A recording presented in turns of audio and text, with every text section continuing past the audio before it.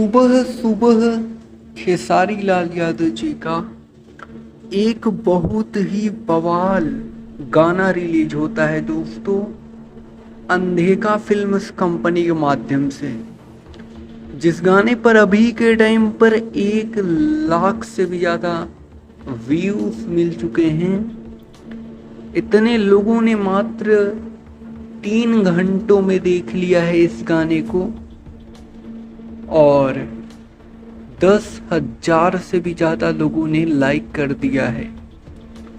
Comments के बारे में बात कर लें तो कमेंट्स भी बहुत ही बेहतरीन आया हुआ है। बहुत सारे भाई लोग अच्छा कमेंट्स कर रहे हैं और गाना बहुत ही दमदार है दोस्तों।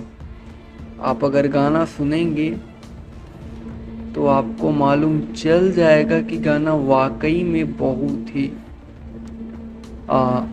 बेहतरीन गाना है।